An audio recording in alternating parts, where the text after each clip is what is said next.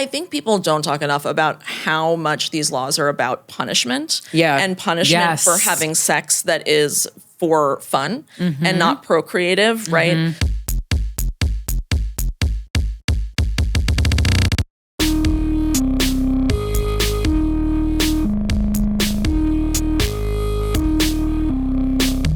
All right, guys, we are so excited to be here with Jessica Valenti. Thank you for coming down. What a time to be alive, huh? What a time. Not a good time. I'm trying to make it good, you know, and I feel like all the people that give a shit about women, about minorities, about all communities that are being marginalized and just terrorized right now. It's this like weird mixture of so much that's happening is so enraging and evil and just disgusting and terrorizing. But you also have to like, part of, I think, activism is taking care of yourself and like having a sense of humor and like having a laugh. That's some dumb shit. You have to. You have to. You won't get through the day. You won't get through the week. So you're in the weeds with all of these issues, with specifically with abortion. Yeah. What is happening right now, Jessica? What's not happening? What's that movie? Everything, Everywhere, All at Once, right? It's a unrelenting attack on all fronts, state and national. I mean, I could really go through a million different stories. I think sometimes I like to say like just what I'm covering like this week. Like this is just like the last few things. South Carolina, they're considering a bill that would not only ban abortion entirely, but would ban some kinds of birth control, would make abortion punishable as a homicide. So if you have an abortion, you could be charged with murder. In South Carolina, that means the death penalty. Pro-choice websites would be illegal. And it's a bill that's actually being heard and taken seriously, right?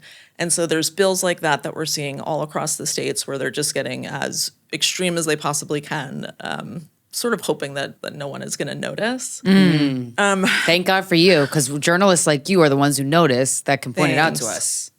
And, you know, and I have to say, like, there is so much activism on the ground in these states, like in South Carolina.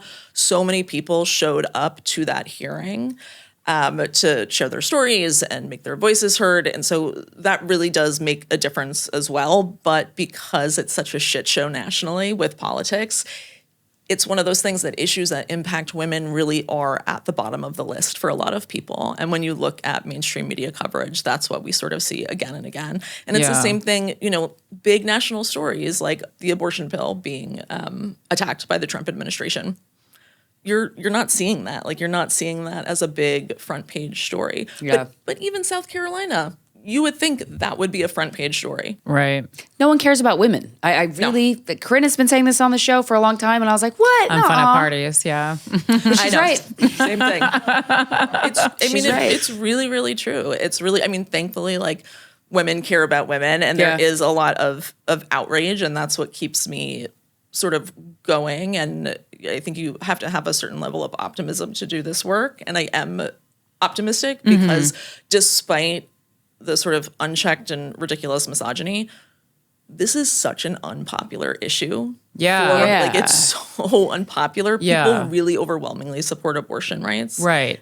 Even in red states. So it's a loser for them in the long term. So then what do you think is is the tactic just control? Because if it's unpopular, then why do they keep pushing it? I think that's a question we ask a lot. Yeah, it is. No, it is control. I think it's about getting, I mean, it sounds so stark, but it is getting women back in the home, erasing them from the public sphere, right? Trapping them in the domestic sphere, stripping them of any sort of like financial autonomy. What better way to make sure women are completely trapped than, you know, ensuring they're forever pregnant, right? And not just with abortion, but with birth control. Like, the attacks on birth control are already here as well. The Trump administration is out there literally defining certain kinds of contraception as abortifacients. And again, not a front page story. That's a big deal.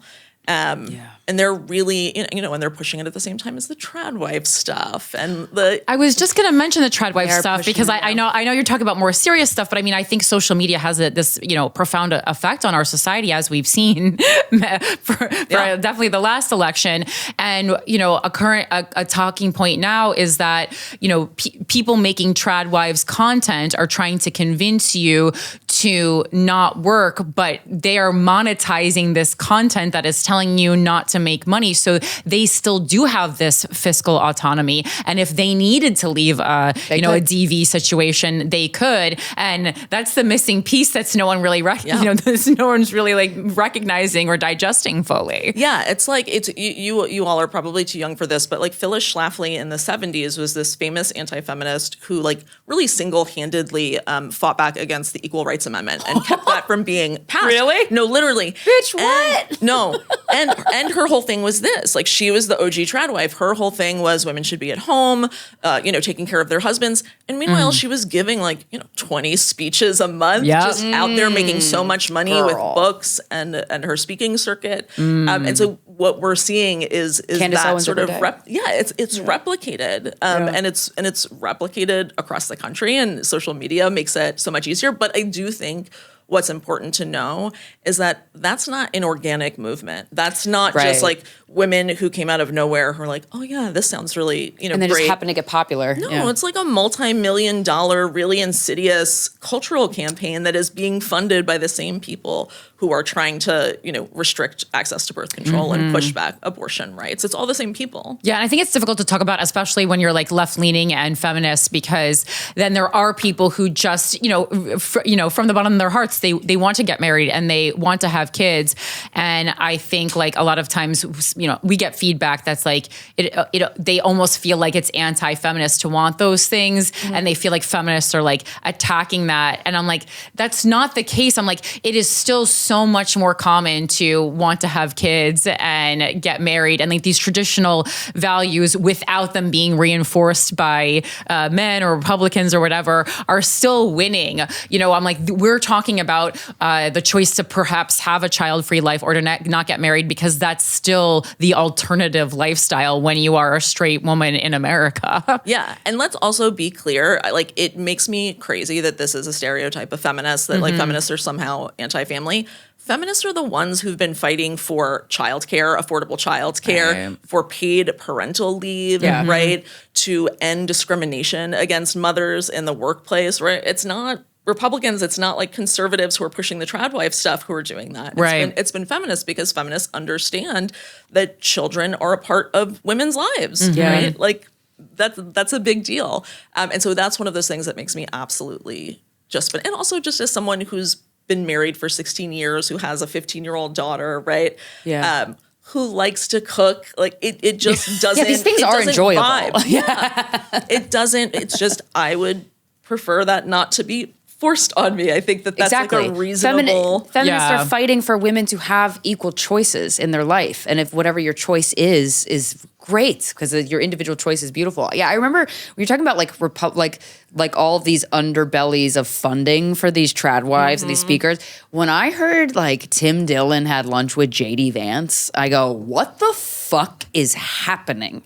Why is a vice president going on calling a fucking comedian because he has a big platform? And I'm like, oh, these motherfuckers getting paid for it. Yeah, it's a cultural war, right? Yeah. It's like it's seeding those talking points in a million different places. And honestly, they're really good at it in a way that we're not. Exactly. Because what happens with progressives and Democrats specifically is that they love to control the message. And so when they're going out to like influencers or content creators, they're like, here are your talking points. And they don't want people to stray from those. Conservatives are just throwing millions, throwing spaghetti at the wall, seeing what sticks, and they trust content creators, they trust influencers to have that relationship with their audience, right? Like that's know smarter because that's more genuine of a delivery of a message. Exactly. They know that it's not always going to be what they want to hear. It's not always going to be perfectly on point, but they're doing it so often and with so many different people that's how it works. And I think like the thing that's really dangerous right now, especially, is that Democrats take young women's votes for granted. Like the assumption is that those votes are always going to be there. And that's why they're focusing so much on young men, right? Because they know that conservatives have really gotten, young men, especially in the last election. You can't take young women's votes for granted, not when like this trad wife stuff is happening, not when there's this whole new generation of women who are being raised under a completely new, different set of laws, right? And who are not going to have sex education like we did, who are not going to know the same things about their bodies that we did. Yeah. It's a really, I don't know, it's a gap. It's a big gap for Democrats. And so, and how do you think since Dobbs, have you like, how do you think the country has changed like in that amount of time? I mean, what is so fascinating to me about Dobbs is that the abortion rate hasn't gone down; it's gone up. Right. Like, I've heard that. Yeah. So in this way, it's been like a huge failure for them. Nice. Right? Yay. Like it has. Yeah, exactly. I love that for us. It's been a huge failure for them on that point. The problem is that while the abortion rate is going up, the suffering that we're seeing is also going up, right? Like what we're seeing are more people dying, more people getting sepsis. I just covered a story of a woman in Illinois, which is a pro-choice state, who had an ectopic pregnancy, and she went to go get care. But because the OBGYN was affiliated with a religious institution, she said, I'm not, and ectopic pregnancies are deadly. Like there's no fixing that. Your fallopian tube will explode. And this woman, 28 years old, already had an ectopic pregnancy a few years ago, lost one of her fallopian tubes, and now she lost the other one. Oh, now she can't have kids.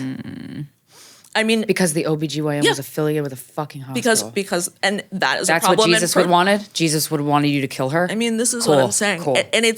And that's in a pro-choice state where we're seeing, like, it's not just about the laws, it's about the proliferation of these religious hospitals, right? And if that's the only place that you have to go within an hour or two drive, that's where you're going. And so the consequences, it's like they're not reducing the abortion rate, they're just increasing suffering and harm.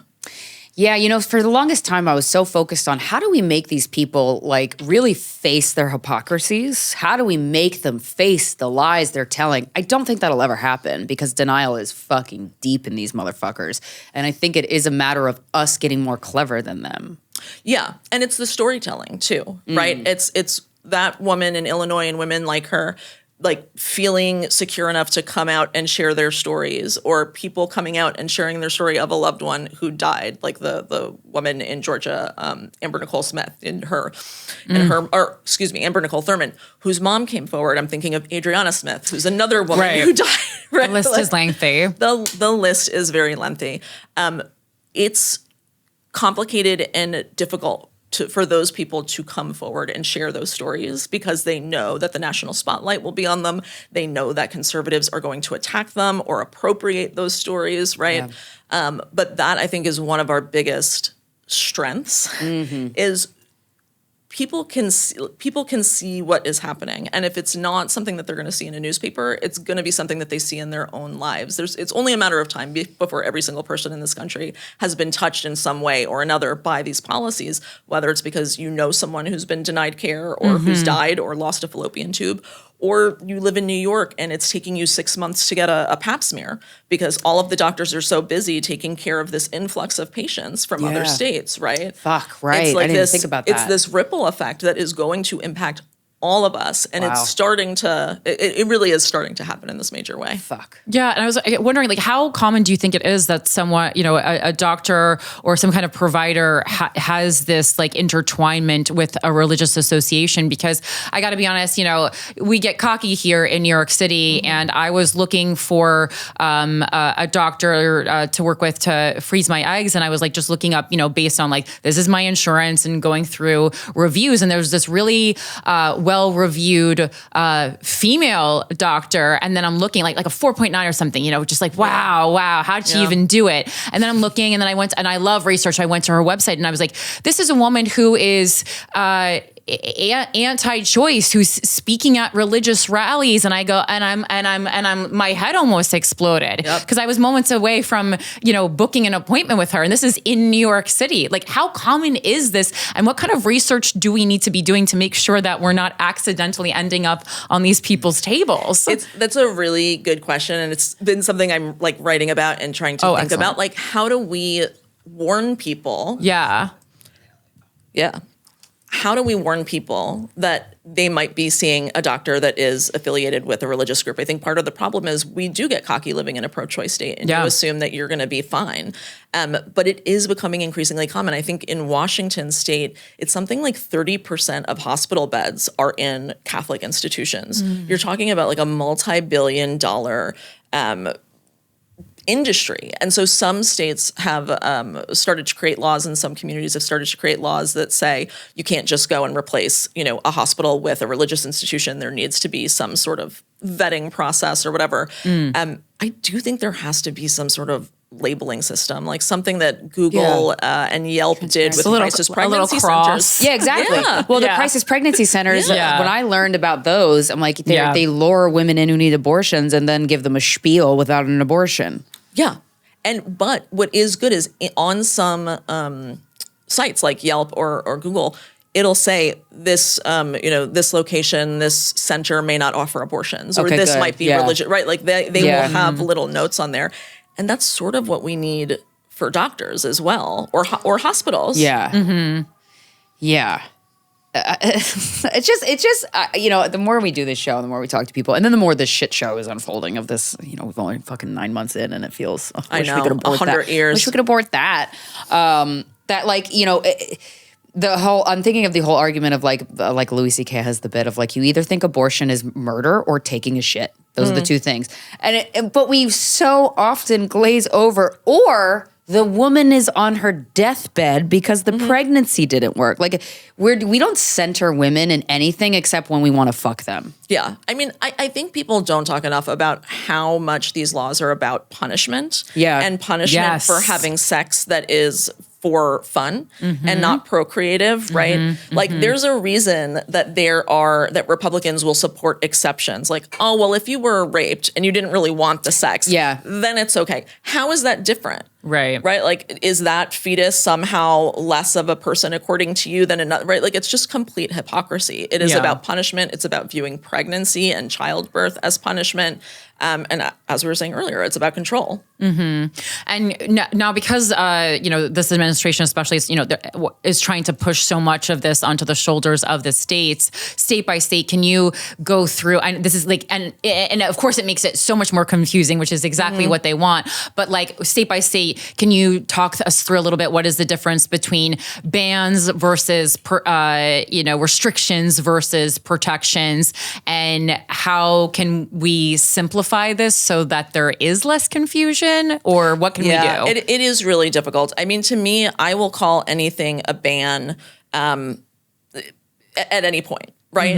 If something is 23 weeks, something is 20 weeks, 15 weeks, 6 weeks, it's still a ban. Sure. Someone is not going to be able to get care. Yes. And so I think that's sort of the way that you have to see it. I do think we talk about protective states, pro-choice states, when we think about things like shield laws. So like in New York, for example, an abortion provider can ship abortion pills out of state to Texas or Tennessee so that someone there can get an abortion. And the shield laws here say that Texas can't come in and arrest them, right? Or that Texas can't bring a civil suit against them. And so we do have certain protections. But the problem with leaving it, I mean, there's many problems with leaving it to the states. Like, your rights shouldn't vary as you cross over like some imaginary geographical line. But what we're seeing happen is that Republicans don't really care what voters want, right? Like, you look at a state like Missouri, where they passed a pro-choice ballot measure in November that is supposedly supposed to protect, abortion rights.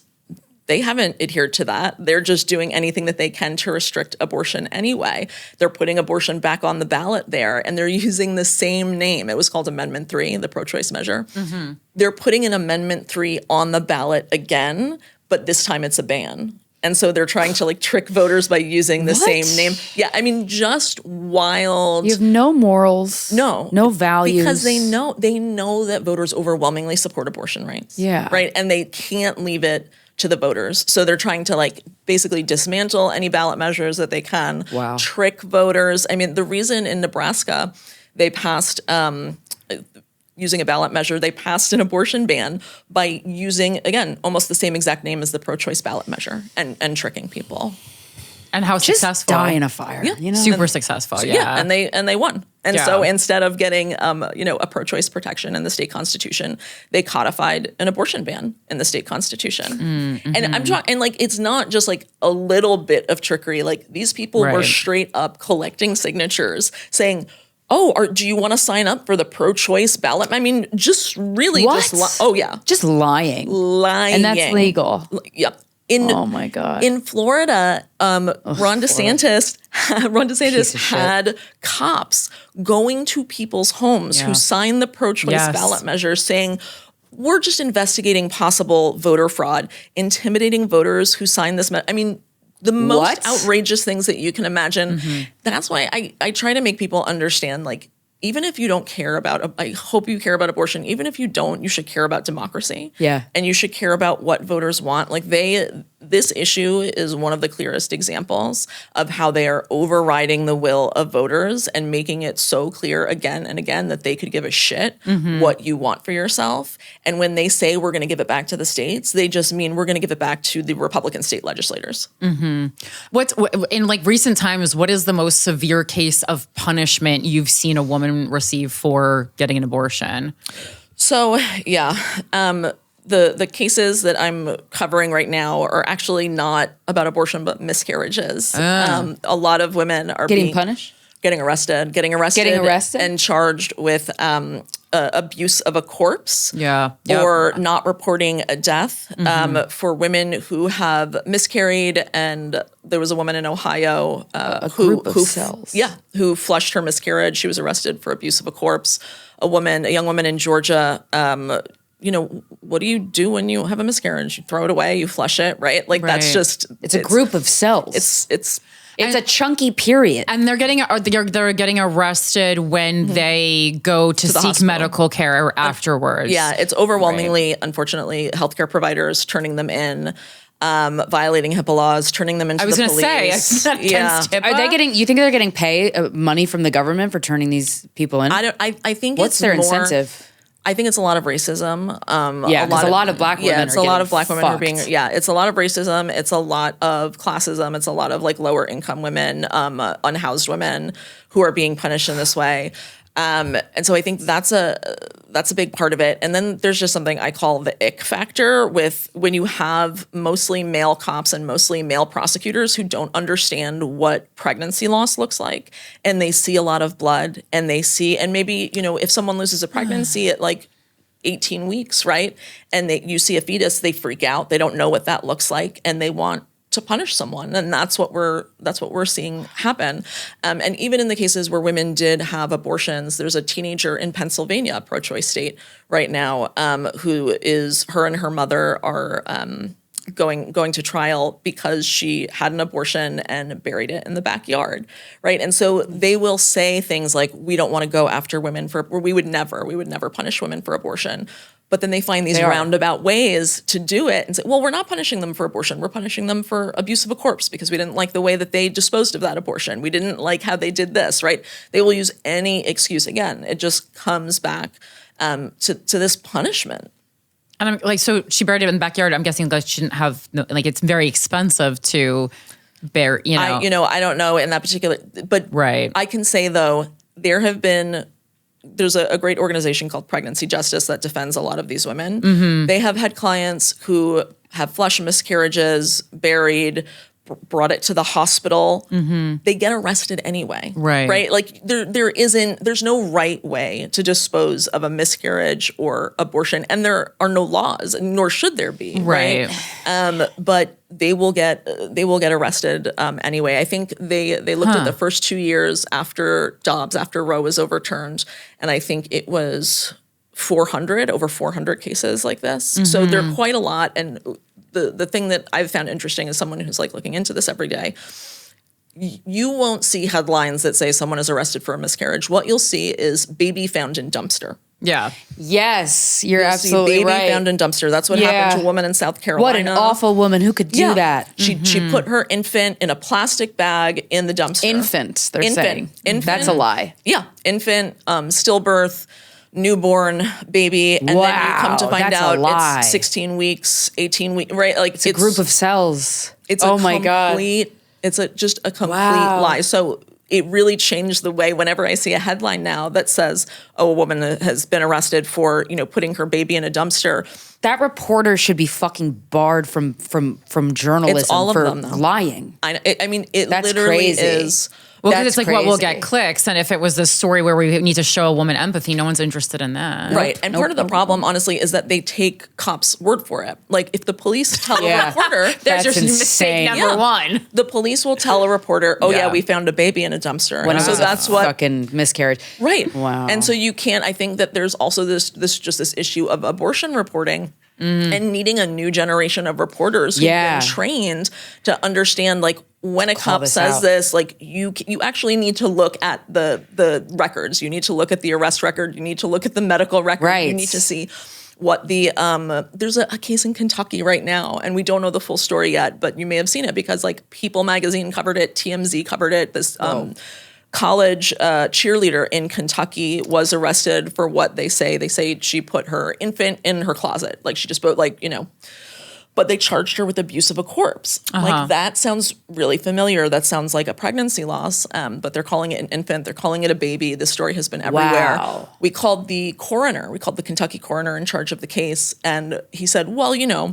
when we say infant, that could mean anything from a fetus to a toddler. Oh. Wow. Wow, that's pretty broad. Also a medical lie. Yeah. And so we're still waiting to find out the full story on this. And honestly, even if it was a stillbirth, this is someone who needed medical attention and care, not, arrest. And she's in jail. She can't speak for herself. She is. Lawyers, I don't know if I think she's out on bail. We've been trying to get in touch with her lawyers. A lot of people have been trying to get in touch with her because it just follows this pattern, right? Like, whenever I see abuse of a corpse charges come up, whenever I see baby in dumpster, baby found, I've seen enough of these stories now that I can sort of tell which way it's going. I'm so glad you're saying that because I have read those headlines not knowing at all, and I go, "Oh, that's terrible, Right, baby." How would you possibly know? I mean, that's what anyone would think. You would think, like, oh, yeah, God, that's that's one of the ways we fucking fight back in a clever way is, but getting young journalists, and you should train them all to go. These are the red flags to look for,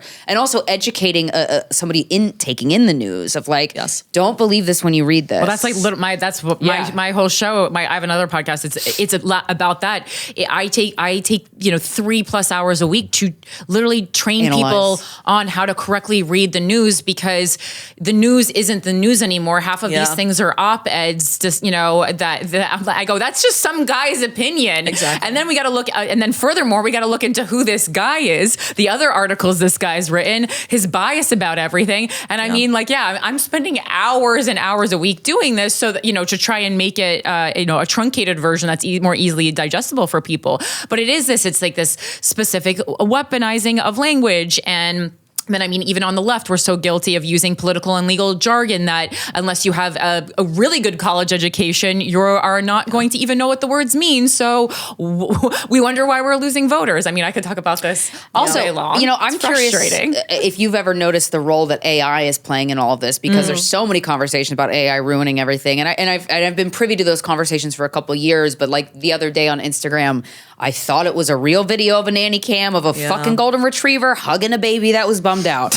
And I sent it to my friend and he goes, "This is AI." And I go, "Fuck, dude, I just got got." And how many times have I got that I didn't know? If I'm on the Republican trying to seep in, I'm going to make fake headlines. Like what? Like, so, I don't know, whatever they're doing. They're so fucking desperate and pathetic to get this message across that no one likes. Have you seen AI fuck with this at all? Not yet. Okay. Though it's just a matter of time. Yeah, the Republicans are listening to this podcast right now, writing down ideas. I mean, but they're already like all of it is misinformation. They're peddling in so much misinformation, and so it really is only and they've been so successful with the misinformation. I mean, I mean, if I wasn't so angry, I'd be impressed. Yes. I know. Well, part of it is what you were talking about with like if you don't know how to read the news, or like honestly problems with mainstream media coverage and this obsession with like both sidesism, where like you know.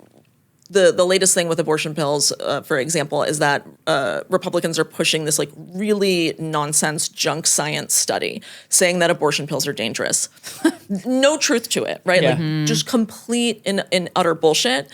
But when you go and read about it in a mainstream news article, they're like, well, you know, experts say that this isn't really true, but these people say it is true. Which is it? Wives? Bitch, you know which one it is. Right. And so it's getting, you know, they're getting sort of like equal credibility and getting taken seriously in this way that is just exhausting. Or people just don't know that much about abortion. Sure, 100%. There's not a lot of abortion reporters. It's like people I love and respect have regurgitated these talking points about abortion that I'm like, fuck, man. It got to you.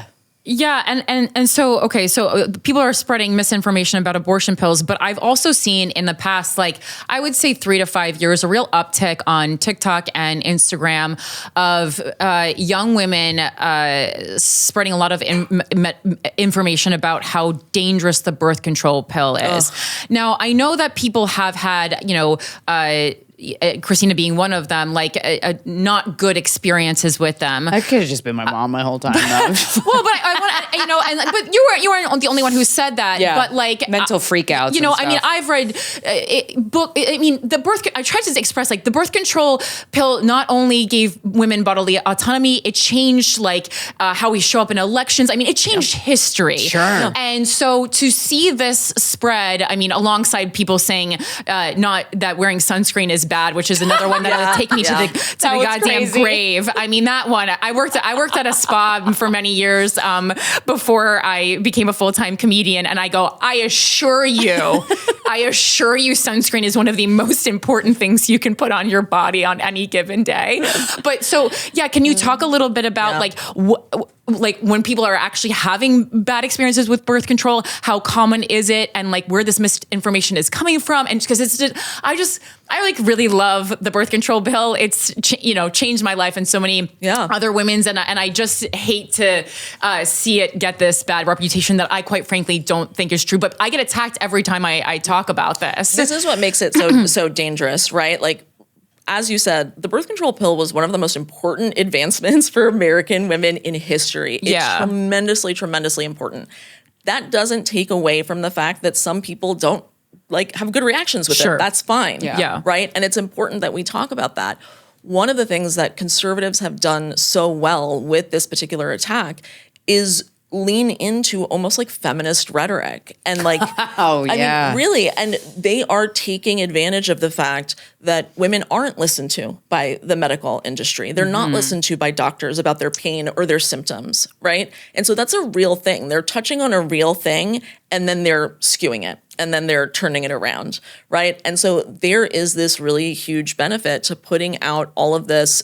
Again, this doesn't take away from people's individual experiences, but putting out misinformation about like the dangers of birth control more broadly, so that it's that much easier for them to start restricting it. And I can tell you right now, like I will predict this right now, the first thing they're going to do is make it illegal for teenagers to take birth control. I am telling you right now, like this is where we are at. There's a reason that they have been, I mean, look at all of the anti-trans stuff. I was going to say, it's perfect fit with the trans. Exactly. Yes, exactly. They have been already laying the groundwork by saying that hormones, gender-affirming care are dangerous for minors. Oh, interesting. And so it's going to be that much easier for them to make this argument about hormonal birth control. They've already started to chip away at that right by like increasing forced parental involvement laws around birth control. And And so it's like this chipping away process. That's how they do it. It's a chipping away. Like, and if it's not teenagers, Look at what they're doing with like shutting down all these Planned Parenthood clinics, right? Yeah, it's a fucking sin. They don't need a law that says birth control is illegal. They just need to make sure that no one can get it. If you can't afford it, if there's no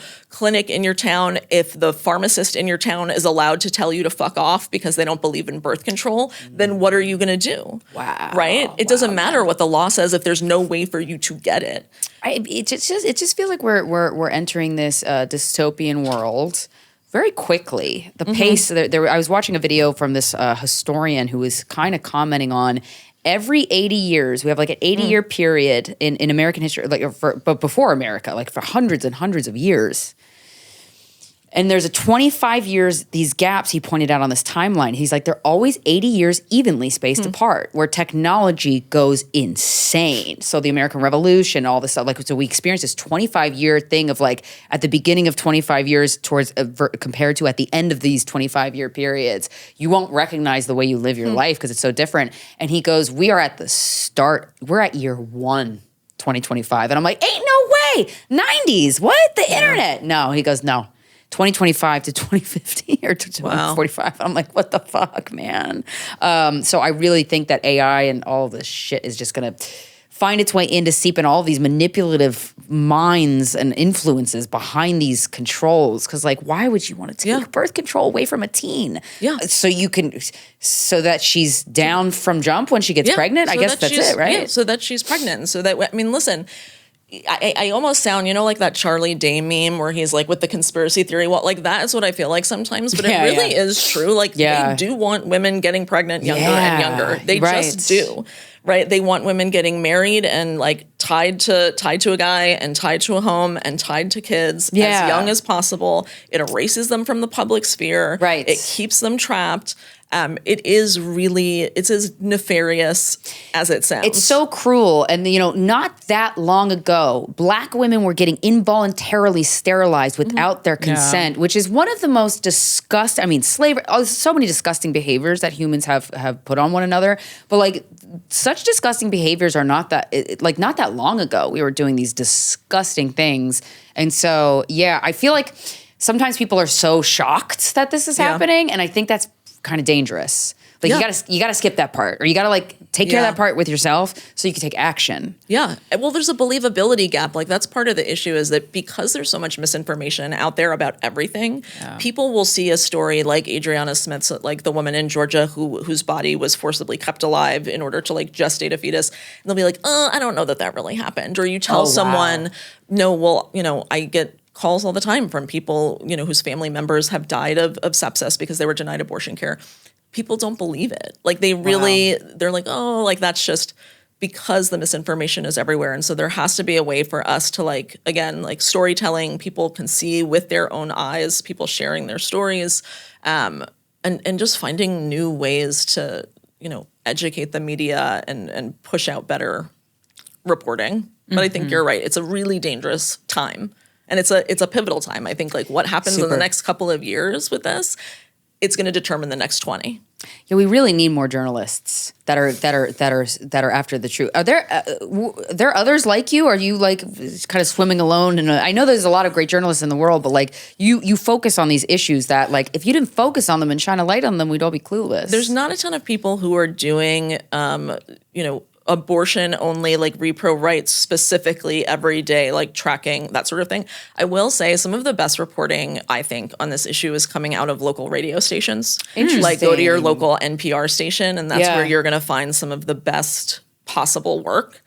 And so that gives me a lot of hope. But part of the problem is, of course, like we're gutting local media everywhere. On purpose. And exactly. And so we need more public media. We need more local media. It is like those local stories where things tend to happen. And I feel like there's just like when I read a more like a town's gazette or something, like the level of, like you can trust it, and there's just like less bias in it. It's just like this. I don't know. Yeah. I find it pure journalism. Yeah. Anytime I see where a story has happened in a national newspaper, I try to find oh, did someone write locally about it and go there? Because I think that's a good way to get, more information, information that maybe is not like as flashy, but gives you more details on the story. I find that to be super helpful. So we talked about restriction, about, abortion, birth control. How about IVF? What have you seen going on there? I mean, they definitely are after IVF. That's for sure. It's even though it didn't, but it Trump makes sense. He was going to be the president of IVF. So, but he doesn't want old bitches having babies. That's true. Okay, say that. Then. He came out with this like supposed plan to like further IVF. It's a nothing burger. It doesn't really do anything. There was some reporting in Politico, I think today or yesterday, about how anti-abortion groups have pressured the White House to roll back any meaningful advances or support for IVF, because they will lie because they know how popular IVF is, and they'll say like, oh no, it's fine, but like what they want, if they can't ban IVF entirely, is to regulate the hell out of it in the same way they regulated abortion clinics. So to say part of IVF is you will dispose of some embryos, right? Like they won't be healthy, or whatever it is, or you make 12 of them and you only implant a couple. Oh, I mean, I have that paperwork to show. It's wild. I mean, that like if you have to make it you have to sign off on if you die, what happens to them. Okay. Yeah, I mean, it's really like quite intense but paperwork. They don't want that. They want it that there's like a uterus for every embryo. Like that is the situation that they think that disposing of those embryos is the same thing as murder. Like the people who are really like extreme on this, and these are the people who have the White House's ear right now. Right. They're really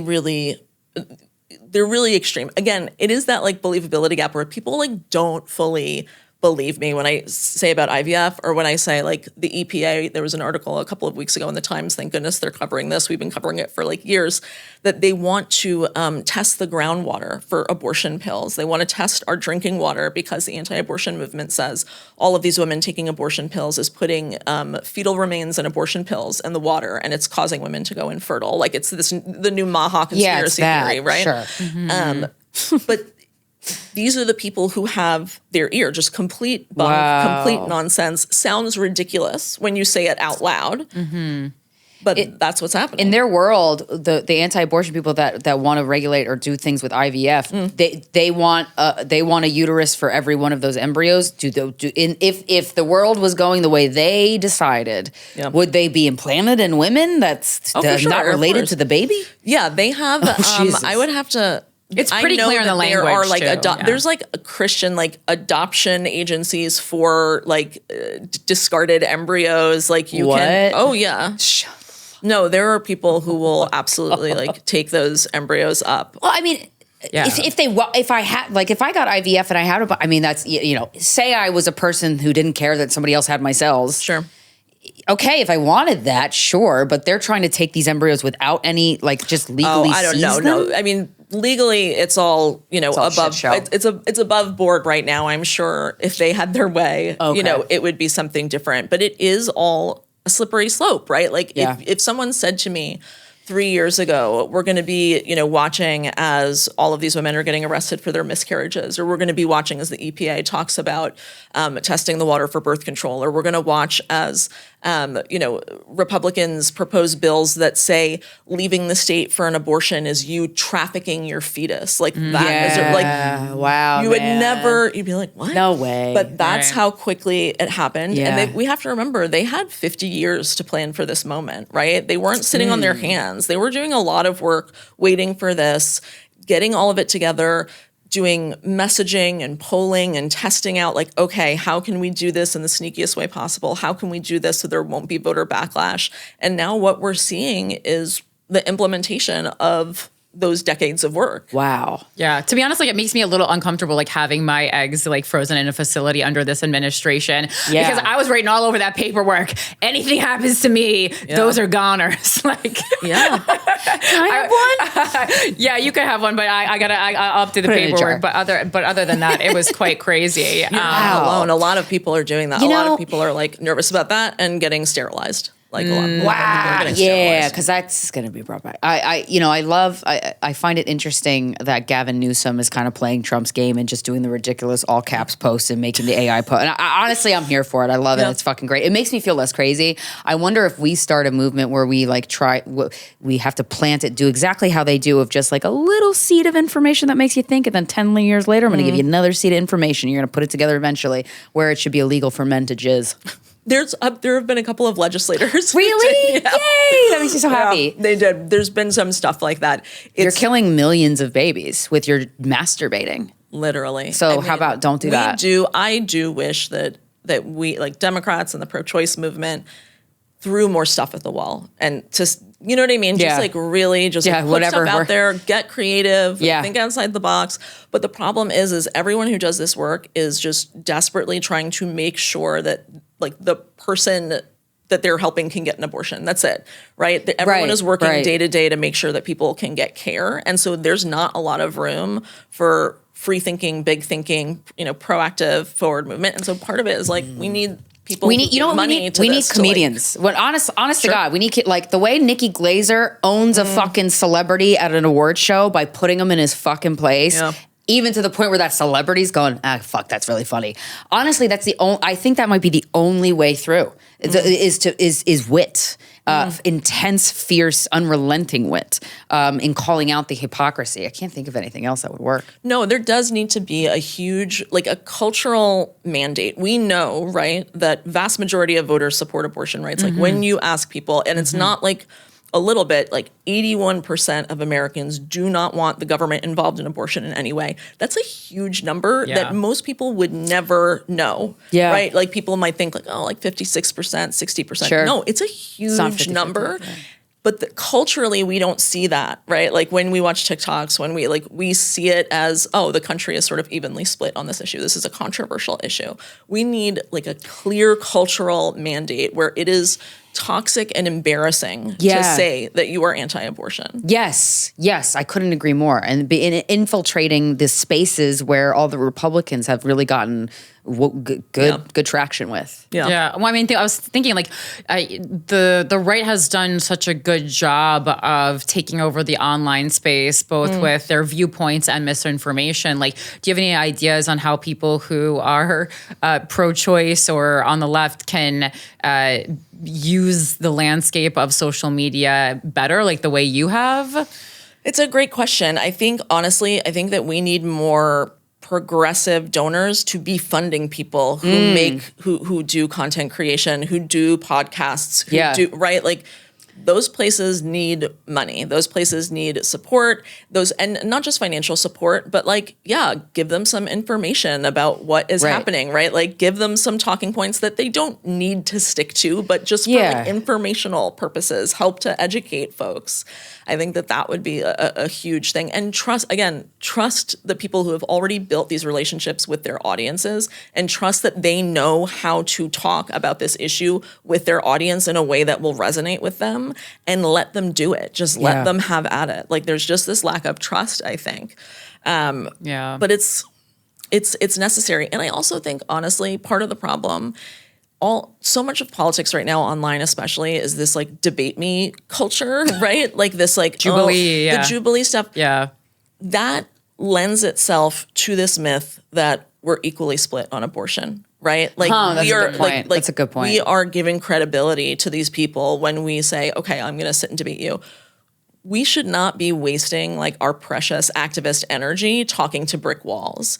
The votes are on our side. Yeah. Like they want us wasting our time trying to convince people that don't need convincing. We need to make sure that, that democracy is in order, that democracy isn't being attacked, that states aren't being gerrymandered, right? Like there's all of this stuff that we can do politically to make sure that people's votes actually count. Yeah, because I was going to say earlier when you're talking about South Carolina and how many people were showing up to the hearings, like if you are in a state with abortion bans, what is the best thing to be doing? I had a listener of the show, I think she messaged you too, asking if we could send her Plan B. Oh, we've gotten many. Plan B is totally legal. People Plan should B, know that. But then the abortion pill. I had another one ask me if I could send her the abortion pill. I'm like, I don't know if that's legal. I'm a gal. I can't say that it's legal, but what is legal, what is 100% legal, no matter what state you live in, you can get abortion medication shipped to you. And I recommend that every single person who has the capacity for pregnancy, if you have someone in your house, I have a 15-year-old daughter, I have get a couple, put it in the candy jar. Yeah, it's in my medicine cabinet just in case. It's called Advanced Provision. You do not need to be pregnant in order to get it. You can go to Aid Access. If you go to abortioneveryday.com, which is my website, in the resources section, we have a whole bunch of different sites, like credible places where you can order. They will go on a sliding scale. So if you can't afford it, like there's always someone who will get that those pills to you. They last a few years, like 3 to 5 years. I'm just about to re-up my doses.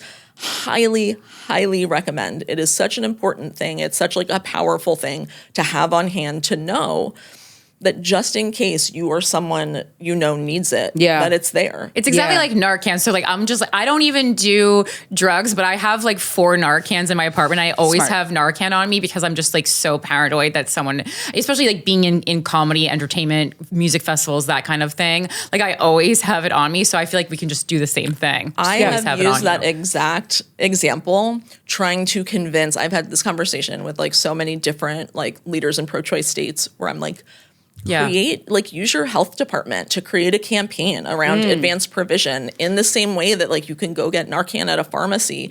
You should be able, pregnancy is dangerous, especially in this country. It just makes sense. No, I think that's absolutely all right. So we have to, I'm trying to, I have like pages of questions and I'm like, we have to wrap up.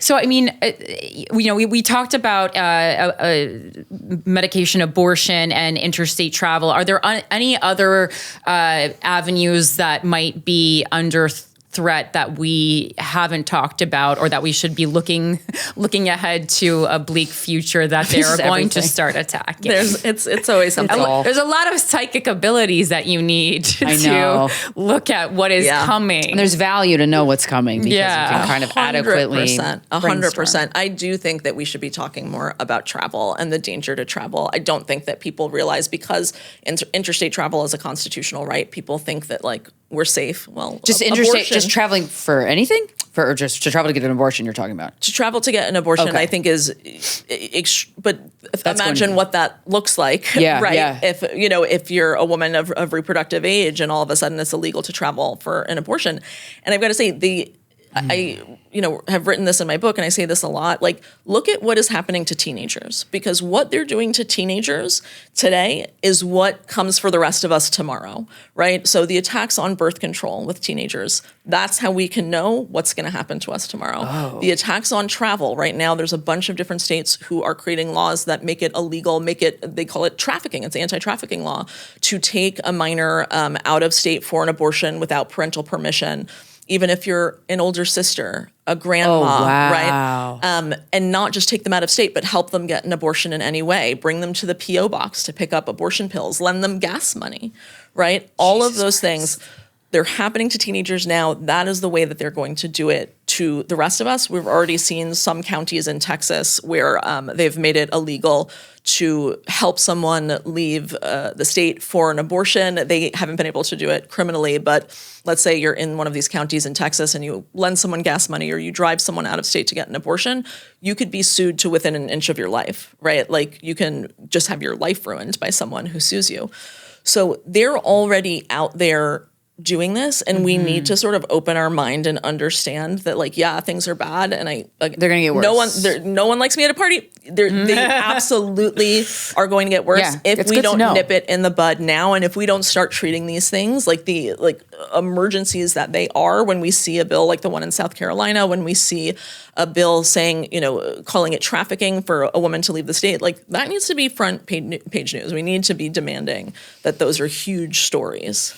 Yeah, and I mean, it makes sense too that they would go teens, women, because we are treated like children anyway. So that actually makes perfect sense when you think about just America, life, etc. This is another thing. I want to talk a little bit about like legal and digital threats, like the surveillance and period tracking apps. This is another instance when I was viciously attacked online and called crazy, and then I just find articles and I go, what do you know? I was right again. Yeah. No, it's a real... Corinne strikes again. Oh, what do you know? I was 100% accurate on that, but okay. We just wrote about it's a real thing. There's a great publication called 404 Media, and they did this really good investigation of cops in Texas opened up an investigation into a woman's abortion and used an automated license plate reader and searched 83,000 cameras across the country to try to track her down. Okay? When they broke this news, when reporters came out with this story, the Texas cops said, "Oh, we were just worried about her safety. A family member said that she self-managed an abortion. We wanted to make sure she was safe."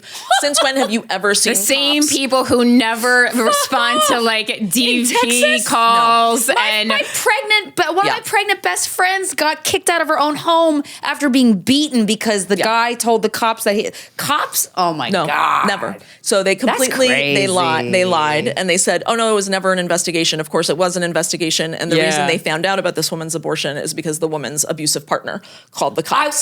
So that was one of the questions I was going to ask you. When are we going to see the abusive partner tell the cops either falsely or accurately that their partner had an abortion? How do you prove if I'm a piece of shit man and I say my wife had an abortion because I want to keep her down, I want to get her arrested?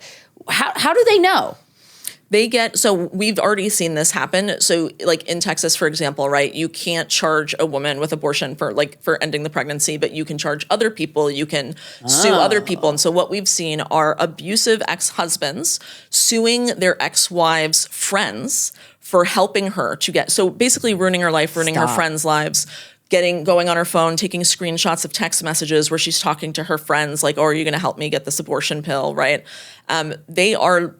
It's one of their strategies is actually to reach out to men's rights groups, to aggrieved, abusive men who are angry that their partners or ex-partners had an abortion without their so-called permission. It's one of their strategies. Oh, it's 100% one of their strategies. There's an anti-abortion lawyer called Jonathan Mitchell, who's like one of the most powerful anti-abortion legal minds in the country.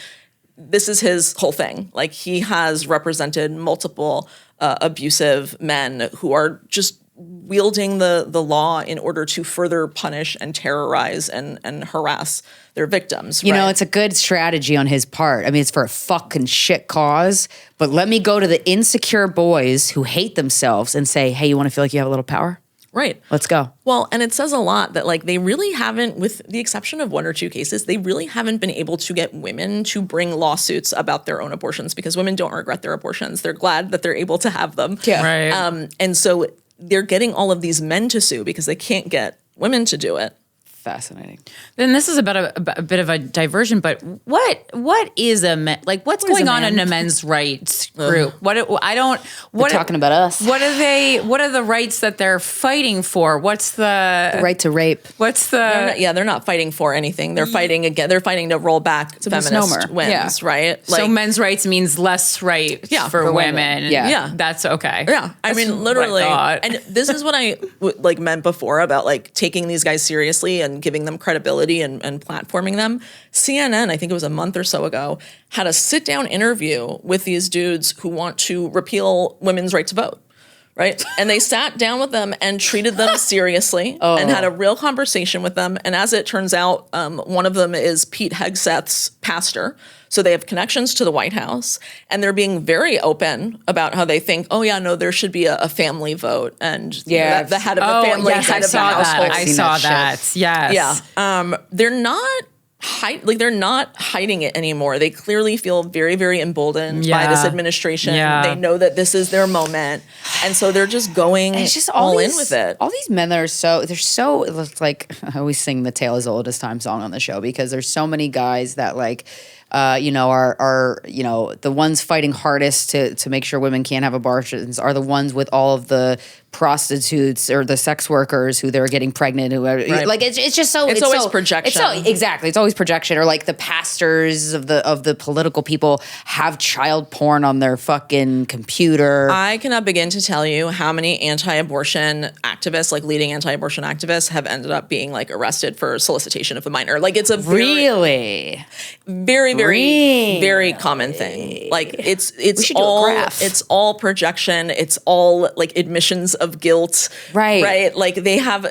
It's just so clear that they are the most fucked up about sex. Right. Right. Right. And when you think about it, it makes sense. Like, who else wants to control women's and girls' bodies to that degree? More than a rapist. More than a rapist. More than an abusive person, right? Yeah. Like, yeah. And when they could be calculating about their abuse and tactful about their abuse in terms of like getting up to the higher ups of the lawmakers and all that. Wow. right. Wow. And call it not abuse, but like codify it and say this is not, it's a reasonable, important, moral thing to do, right? Like, they want the moral high ground to hurt us. I want them to be humiliated. I want them to be 100%. humiliated for a long time. I know. Me too. I want it so bad. Fingers crossed. Yeah, we're gonna make it happen. We're gonna figure it out. I guess. All right. So, in conclusion, I guess two things. Like, we always like to end with a call to action. We have a very active audience, not only all over the country, but all over the world. So what are the most helpful ways that we can talk about abortion? What can we do for, especially if we're living in places like New York City, for places where things are more intense right now? What's the most helpful thing we can do without getting ourselves, I guess, in legal trouble? And then like maybe something that's hopeful. Yeah, I'll try. I do think that ordering abortion medication to have on hand is actually it's actually really, really helpful and really powerful. I recommend that every single person do it. I think no matter where you live, there are abortion funds and small local organizations working to help people get care. So in New York, it's something like the New York Abortion Access Fund, right? Who literally raising money to make sure that someone can travel to New York to get the care that they need. So I think helping organizations like that, understanding that you don't need to start from scratch if you care about this issue, right? Like, there is work that you can tap into. There are ways that you can help. There are people who will help you to help. I think it's really important that we remember that. And in terms of talking about abortion, I think let's talk about it all the time. Yeah. Right? Like, it can't be stigmatized. We need to be talking about it all the time. And we need to be talking about it in a way that is not defensive, that is not apologetic, that makes clear abortion is a moral good, a moral proactive good. It is healthcare. It's freedom. It's the ability to decide the trajectory of your life. Yeah. Right? Like, it is everything. It is. I think we really need to get away from this sort of like, oh, well, if someone is in this situation or someone's in that situation. No, if they don't want to be pregnant, they shouldn't have to be pregnant, period. Like, I don't want to have this sort of like, apologetic conversation. It especially, again, because voters are with us, right? And so I think like the more we talk about it, the more we remind people of that we're in the majority, we're in the vast majority. Yeah. I think that that's really helpful. And to me, that is the hopeful part, is the fact that they are losing, right? They have a lot of power and they are hurting a lot of people, but on this issue, they are losing. And we need to remind ourselves of that and to remind other people of that. And remind yourself, especially if you're in an anti-abortion state, there are folks in every single community who are there to help you get the care that you need, whether it's an abortion or birth control, right? Like, people have dedicated their lives to this. Yeah. Beautiful. And so people should not feel alone. That's like one of the things they really want. They want us to feel alone and unsupported, like there's no one we can go to for help without, fearing arrest. There are communities of people who are there to help you. It doesn't matter what the law says. Someone will help you get an abortion if you need one. I just scrolled past a video of these. There's a group of pilots with private planes. Elevated that are access. That's such an incredible organization. And the women on waves, so they'll go to you in international waters. It, honestly, it's like Mr. Rogers says, when something bad is happening, look around at all the people that are helping. I think it's so important to take in that energy, because that is the dominant energy, despite it not being dominant on our cell phones. And I also think I know a lot of people that don't like their job, or whatever the job they're working at. They're like, this sucks. It doesn't feel meaningful.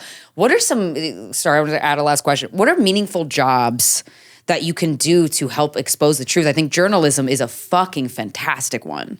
Yeah, I think journalism, honestly, anything in culture too, right? Yeah. If you're a TV writer, like, get an abortion storyline in there somewhere. Yeah. Right? Like, we need better messaging and ads when it comes to these stories, for campaigns, for all of it. Like, anything cultural, I think, is really incredibly helpful. But I think no matter what you do for a living, there is a way to be helpful on this issue, right? Whether it's volunteering with an organization or just talking about it, sharing something on social media constantly, keeping it at the forefront of people's minds. I think like Republicans are really counting on us being so overwhelmed. Yeah. Yes, they are. I could tell. That we're gonna. Or I'm refusing. Yeah, you can't. It's like, no, you have to make it like, and that's part of the reason I do the newsletter. You have to make it a part of your like daily habit and routine. Like, I'm gonna do something, even if it's small, I'm gonna send out a tweet, whatever the fuck it is. You're gonna do something for this issue every single day to make sure to keep it top of mind. Amazing. Well, thank you so much for talking about it every day. I was going to say I really love and look forward to your videos, which sounded bleak, but I do. I honestly do. I'm glad. I love watching them. I mean, even though a lot of times the stories are horrific, I find them so informative, and it's one place on the internet where a lot of times you're just watching the same story filtered through different people's lenses. But from you, I'm actually learning about stuff that I wouldn't have known about otherwise, which is incredible. So thank you so much for your commitment to that, and hopefully take some time for yourself, one of these days. But anyway, thank you. So, where should people follow you? You can go to abortioneveryday.com or jessica.substack.com. Or I'm on TikTok as Auntie Killjoy. That's great. I should have just kept it as my name, but it's what I grabbed in the heat of the moment. And Jessica Valenti on Instagram. So I'm sort of all over the place. Cool. Amazing. Thank you. This has been Guys We Fucked, the Anti-Slut Shaming Podcast. We'll talk to you next Friday.